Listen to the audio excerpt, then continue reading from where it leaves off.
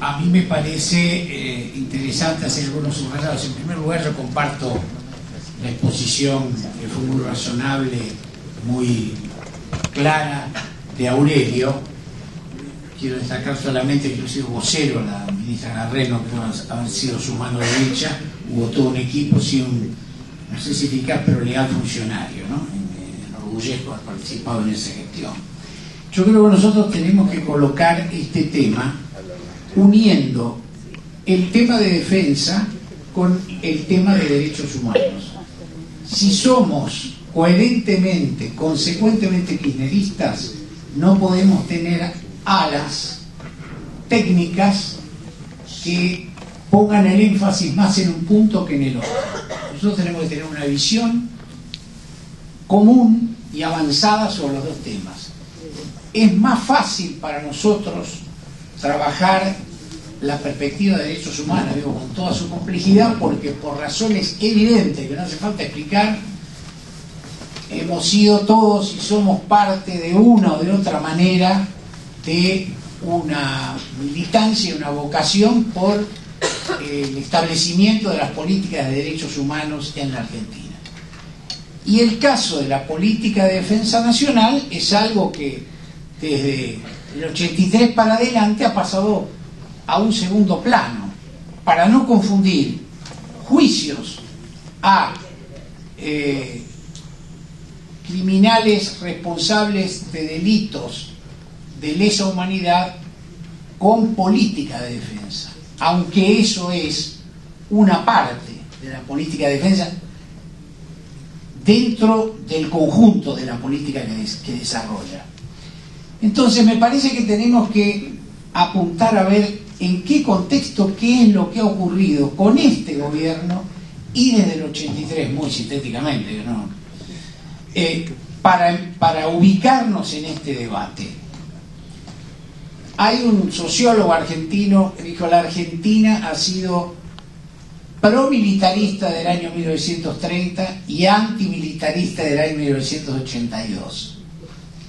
Y hemos rechazado, después de la dictadura y después de Malvinas, con todo lo que nosotros sabemos de los giros, complicidades y apoyos civiles, no hablo de las grandes corporaciones, etcétera, sino de la sociedad, a todo lo que sucedió. Entonces, mandar al fondo el tema militar ha sido algo necesario, porque también es un tema: ¿cómo hacemos para ubicar esto en la Casa Nueva? Bien. Entonces, yo creo que nosotros tenemos que recordar que aquí pasaron cosas importantes, fueron muy complejas su interpretación. Ocurrieron los juicios, ¿no? Todo el tema, esta discusión sobre el gobierno de Alfonsín, ocurrieron los juicios, que fue algo realmente significativo y absolutamente rescatable del gobierno del doctor Alfonsín. No eran los primeros, se hicieron en Grecia también, pero la dimensión después de la dictadura del 74 que tuvieron acá fueron muy importantes. Sabemos lo que sucedió después, por la presión militar, porque esas instituciones estaban dominadas por la presencia de la dictadura. Pero después de muchos temas y de muchos enfrentamientos que incluyeron la derrota de los carapintadas en el gobierno de Menem, porque ahí los carapintadas se habían colocado en un punto que hacían coincidir las políticas proimperiales y las políticas del gobierno de Menem con la represión de un movimiento que perdía sentido después de que se había ejecutado la amnistía. ¿Para qué servían ahí los carapintadas? Y recuerden la dura represión, el general Valls entrando con un fusil en la mano en Palermo, los aviones rodeando el Ministerio de Defensa, el tirador de élite que mató a un sargento carapintada en la puerta y los rebeldes carapintadas saliendo en calzoncillo por orden de Balsa para identificarlos de los cuarteles de Palermo, donde habían matado al jefe y al segundo jefe del regimiento. Y generalmente uno se olvida, esos eran jefes leales, entraron al regimiento al recupero y los mataron. Entonces, ¿qué ocurre? ¿En qué estamos desde el 83 en adelante? Se recontrafortaleció la subordinación de las Fuerzas Armadas al poder político. Y volvamos a decirlo, nosotros cuando votamos en la última elección presidencial, en todas también, eso no está presente, pero está abajo, elegimos si el comandante en jefe iba a ser Cristina, si iba a ser Wiener, o cuál era el otro, Había otro candidato, ¿no? Sí, no me acuerdo. Bueno, uno sabe. Y lo que se ha planteado es, además de este ejercicio, que no es un ejercicio retórico, es sentar un ministro de Defensa que llama a los jefes y le da órdenes, por orden del presidente. El presidente se coloca arriba. Recuerden ustedes que el presidente Kirchner, la presidenta Cristina, han hablado poco con los jefes militares, es decir, los tratan más allá, de lejos, en la ubicación como secretarios de Estado, que cuando hablan son recibidos con el ministro de Defensa a cargo y a efectos, yo diría muchas veces protocolarios, o como el caso de la ceremonia del cambio de los jefes, la presidenta cerrando una ceremonia y fijando las directivas. Ahí ya como presidente y como artículo 99, inciso 12 de la Constitución, comandante en jefe de las Fuerzas Armadas de Aire, Mar y Tierra, les da órdenes militares a los militares. No está hablando de una asamblea sindical donde da una opinión, no, les da una orden que los otros deben cumplir. Entonces, primero subordinación, que baja a través de toda la cadena, de la construcción de un Ministerio de Defensa que el ex ministro Jaunarena critica porque se han constituido muchos cargos políticos. ¿Cómo se va a hacer el control de esa enorme institución militar si no hay cuadros civiles que se ocupan en todos los sectores? Las compras, los temas legales, los ascensos, la comunicación, la construcción de la industria, todo eso se ha desarrollado y se mantiene ahora con la conducción del ministro Rossi. Se implantó el desarrollo adentro de las Fuerzas Armadas de la enseñanza de los derechos humanos. Los militares dicen la palabra derechos humanos. Puedo decir, le quiero mucho, poquito, nada, pero cambió eso. Ahí los psicólogos y psicoanalistas tienen que intervenir. Las hipótesis de conflicto cayeron, que eran con los países vecinos. Y la hipótesis de la guerra interna. Volvimos a la doctrina de la defensa nacional, clásica, pero no contra nuestros adversarios latinoamericanos. Decimos, bueno, ¿quién es el adversario? Bueno, recordemos, tenemos un pedazo del territorio nacional ocupado por los británicos, cosa que la Argentina veleta olvida. Y otros, que son veleta también, de otro lado, llegaron a preguntarle a la ministra de Defensa en una exposición sobre la política de defensa, abrumadora exposición de la ministra de Defensa en la Cámara de Diputados, qué opción de hipótesis de conflicto teníamos sobre Malvinas. Lo dijo un candidato a diputado nacional que acompaña a senador nacional, que es diputado nacional, Pino Solanas. Bueno, no hay hipótesis de conflicto. Hay un artículo de la Constitución Nacional que dice que las vamos a recuperar por vía pacífica. Ahora bien, sí tenemos una hipótesis de conflicto. ¿Cuál es la estratégica que ha formado el gobierno? Es defensiva. No tenemos una hipótesis de a dónde vamos a atacar. Nos preparamos a defendernos de quién, de un adversario poderoso, que no es Brasil, aunque es poderoso, Chile, etc. ¿Quién puede ser? La OTAN, que está ahí. Y obviamente, lo digo por mi cuenta, no es que esté establecido, pero es obvio, los Estados Unidos. Los chinos a lo mejor de 30 años, pero por ahora no es así. Luego, se ha modificado la educación, se ha modificado la justicia militar. Estamos a la avanzada, no de América Latina, del mundo. No hay código de justicia militar. Hay un código disciplinario, por si no saludaste al jefe o por X cuestiones. Lo que hay es que si hay un crimen en una guarnición militar, interviene la justicia federal. Intervenía antes de la derogación del código, porque ya todos se habían avivado de para dónde soplaba el viento y querían además que eso se investigara de afuera. Lo había asumido la institución militar, pero ahora eso está vigente en la justicia militar y se acabó el Tribunal Supremo de las Fuerzas Armadas. ¿Ustedes recuerdan la casa de Patria Grande, que utiliza mucho para las cuestiones latinoamericanas? Ese caserón de Pellegrini, ese es el Tribunal Supremo de las Fuerzas Armadas, la Corte Suprema de los Militares. Chao. Tribunales de honor, que era un reserve feudal, chao. ¿Hubo resistencia militar? No, porque hubo idea de modernización. Claro que hay sectores que todo eso lo rechazan. Basta leer la columna del Diario de la Nación, las cartas de lectores y todos los señores que escriben ahí. Una profunda reforma de la educación militar. Hubo un cambio en el tema de la industria militar nacional. Yo aquí mencioné la recuperación de la fábrica de aviones que la había privatizado Menem. Los astilleros que se llamaban Domecq García, que fue ministro de Alvear, pero fue el jefe de la Liga Patriótica que mataba comunistas y judíos en la calle de Buenos Aires. La ministra Garré lo cambió por Storni, que fue un almirante que se ocupó de la soberanía argentina en el mar. Y luego el tema de fabricaciones militares, tenía 22 fábricas cuando las tomó Menem. Hay 4 ahora. Y ahora la presidenta la coloca en este ámbito y levanta la subsecretaría tecnológica y de producción. Desarrolla el tema de emergencia, lo puso ahora la presidenta con el ministro Rossi. Las Fuerzas Armadas tienen un gran trabajo en Antártida, donde no podemos hacer tarea militar, solo se puede hacer tarea científica, pero hay un enorme trabajo allí. Y hay una presencia del país en las misiones de paz de las Naciones Unidas. Y estamos en la UNASUR, en el Consejo Sudamericano de Defensa, que es un consejo por ahora. La presidenta volvió a insistir en eso. Ojalá, esto es puramente particular, que nos vayamos del TIAR y que el Consejo Sudamericano de Defensa sea la alianza militar defensiva de los países del UNASUR. En eso tenemos que trabajar y contra eso trabaja Estados Unidos. Ahí está Colombia, Perú, etc. Otros países tienen otra visión. Están los temas de los ejercicios conjuntos. ¿Conjuntos con quiénes? Con los aliados. No vamos a hacer ejercicios conjuntos. ¿Vieron el famoso tema del UNITAS? Es evidente que muchos de los temas militares tienen que ver con los temas de política exterior. Los dos únicos ministerios puramente nacionales del país son el Ministerio de Defensa y la Cancillería. Igual que cuando el brigadier general Juan Manuel de Rosas ejercía la representación de las provincias en el Estado Nacional. Era lo único nacional. En el resto encuentran ministerios en todas las provincias. Las compras militares. Bueno, lo que no fabricamos nosotros, que poco, fabriquémoslo con el Cono Sur. Y si compramos algo, busquemos comprarlo en países donde no tengan componentes norteamericanos que después te los controlan. Recuerden la compra de Venezuela-España. Venezuela no le compró determinadas unidades a España porque había componentes norteamericanos y esos componentes no los iban a poder usar. Si querían mover un barco para atacar y decir, no, esto no lo puedes usar.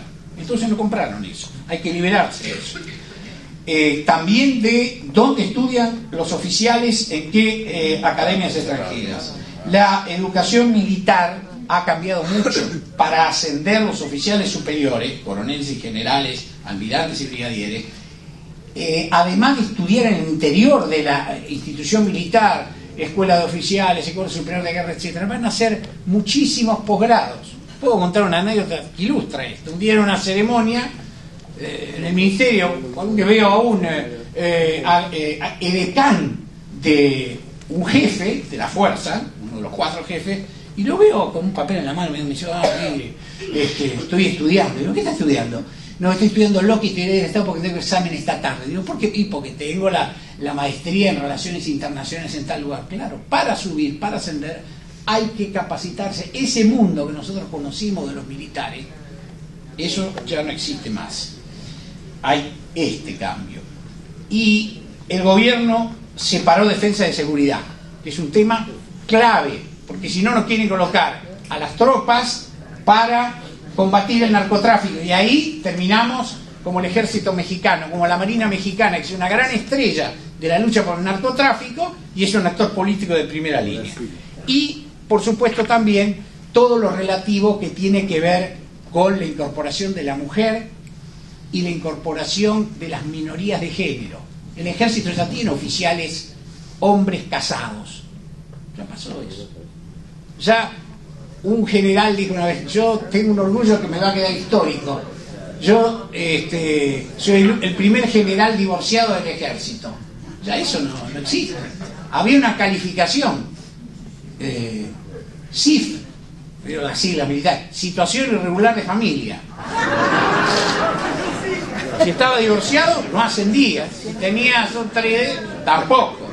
No podías tener otra conducta que era del varón heterosexual que se casara. Ahora hay mujeres que han modificado mucho la situación militar. Entonces, ¿qué sucede con este caso? El coronel Milani ocupó la antigua jefatura 2 del Estado Mayor de Inteligencia, que se ha transformado, le cambiaron el nombre también porque le cambiaron el fondo, en Dirección de Inteligencia Militar. ¿Cuál fue el cambio conceptual? ¿Tiene que tener un ejército de inteligencia, sí o no? Claro, porque trata de investigar a dónde viene el enemigo a atacarlo en un combate, o saber cuántos tanques tiene. Pero esa es inspirada en la digamos, ideológicamente en aquellos que trabajaron con San Martín, que cruzaban los Andes y que veían las tropas españolas y que difundían malas noticias. Todo ejército tiene eso. Lo que se eliminó es el espionaje interno. Las unidades, las compañías de inteligencia que estaban afuera de los cuarteles fueron colocadas adentro de los cuarteles. Los integrantes de inteligencia no son simpáticos al resto de las Fuerzas Armadas porque, por razones obvias, pero fueron colocados adentro porque tienen que estar, son personal militar. Y otra aclaración, hay 5 armas dentro del ejército: infantería, caballería, comunicaciones, ingenieros y blindados, ¿no? Caballería, infantería, comunicaciones. Hay armas que han sido tradicionalmente más poderosas en cuanto a conducir.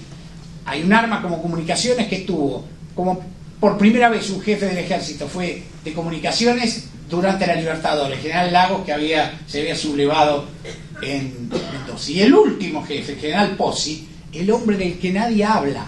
Si yo no hubiera dicho general Pozzi, que nadie lo conoce a Pozzi, porque estuvo 6 años silenciosamente, cumplió una tarea correcta, se va sin desórdenes, pero no ha sido, yo diría, un protagónico activo de estos cambios.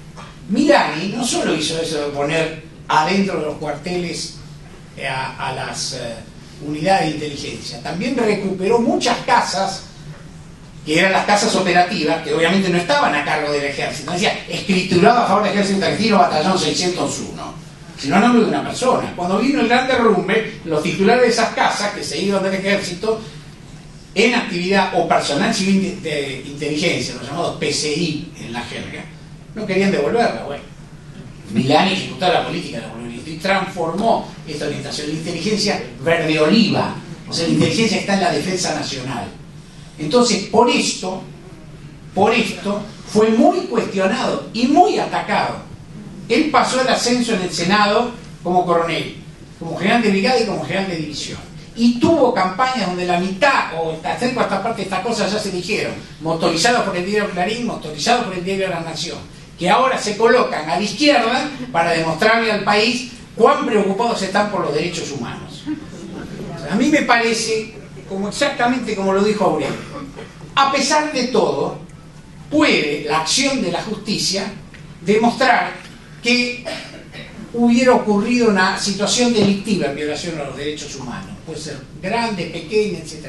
Un jefe tiene responsabilidades más altas. Como dicen los mexicanos, cuando más grande el sapo, más grande la pedra. Y mucho más el jefe del ejército. Pero, y por lo tanto, si eso ocurriera, tendría que irse. Y desaparecería de la escena pública. Un militar retirado es un militar retirado. Para los militares también. Pero quiero señalar que si eso ocurriera en este contexto, es para voltear una política progresiva. Están preocupadísimos porque hay un compromiso con el proyecto nacional. ¿Y cómo no está comprometido con el proyecto nacional el jefe del ejército, que es un secretario de Estado? ¿Va a ser un enemigo de eso? La Nación escribe para su público la cadena de subordinación que viene: Cristina, Zanini, Rossi, Milani. Lógico. El comandante en jefe, el secretario general, que es el que lleva la palabra de la presidenta, el ministro de Defensa y el jefe del ejército. Recordemos que hubo 2 cosas acá. Lo dijo el ministro Rossi con mucha precisión. El general Milani me pidió ir a declarar. ¿Qué es lo que tiene que hacer? Pero lo hizo. Piensen en un jefe del ejército diciendo, yo voy a declarar, y no diciendo, no, a mí no me agarra. No, yo voy a declarar, no estuve en esto, que lo tiene que probar la acusación y la justicia le hace si es así o no, porque yo no estoy con eso. Y eso es el debate que nosotros tenemos ahora. Y me parece que es de todo absoluto derecho de aquel que tiene un agravio por el tema de derechos humanos de plantearlo a fondo. Pero también me parece que las movilizaciones políticas que se plantean desde ese lugar tiene que decirse, no puede omitirse la feroz campaña de la derecha en contra del jefe, en contra del ministro, en contra de la presidenta, en contra de esta política. Son los golpistas que no han abandonado a aquellos que hicieron en Honduras y en Paraguay. La última razón son las armas. Tiemblan porque ahora las armas no los obedecen a ellos. No es que obedecen a una fracción nuestra. Tienen que obedecer lo que dice la Constitución a la voluntad popular. Entonces yo creo que esto se resuelve fácilmente. Y pensémoslo, Eso sería una derrota si terminara mal, imagínense. Pero la presidenta tiene un correctivo inmediato, cambio general y pone otro. Es más complejo el tema del petróleo, que tiene influencia decisiva. No estoy hablando de cuestiones éticas, estoy hablando de cuestiones de estrategia. Pero la estrategia del gobierno es esta, lo que quieren es jorobarla. Y nosotros tenemos que avanzar en el complejo conocimiento de la institución militar, de oficiales, de suboficiales, de soldados, que están muy alejados, viven en ese mundo que tiende a encerrarse en sí mismo corporativo y donde las influencias ideológicas nefastas, inclusive de la derecha de la Iglesia Católica, están presentes, porque todavía no pudimos resolver el tema de Macioto, porque eso tiene que ver con un laicismo activo de la sociedad argentina, no con un anticatolicismo, no con una visión antirreligiosa, sino con una visión amplia, porque el Estado argentino no puede ser un Estado católico, no puede ser un Estado judío, no puede ser un Estado islámico y no puede ser un Estado socialista, comunista o liberal. Debe ser un Estado laico en ese sentido más amplio, como lo pedían algunos escritores que estaban simpatizando con nosotros y ahora no están simpatizando con nosotros. Yo quiero poner estos elementos para que podamos madurar en esa línea y esperar este tema. Ojalá salga bien, pero si sale mal, sabemos que esto fue empujado por aquellos, más allá de los derechos siempre preservables y reivindicables de toda víctima, pero también siempre encuadrando qué es lo que pasa. No estamos hablando de el general Arguindegui Sinache, primer jefe del ejército no, estamos hablando de un oficial que está siendo atacado por esta razón. Y esta semana el Senado va a discutir su ascenso a teniente general, que es, digamos, honorífico hasta este punto, porque un coronel puede ser jefe del ejército, pero es el más alto grado. Entonces, pensemos eso y ojalá que con esta presentación, que me parece que ha sido valiente, se investigue a fondo. Y nosotros digamos, está bien todo, que se investigue y que haya el jefe del ejército, pero que no nos venga a decir la derecha argentina, golpista, reaccionaria y ultramilitarista, que ahora nos va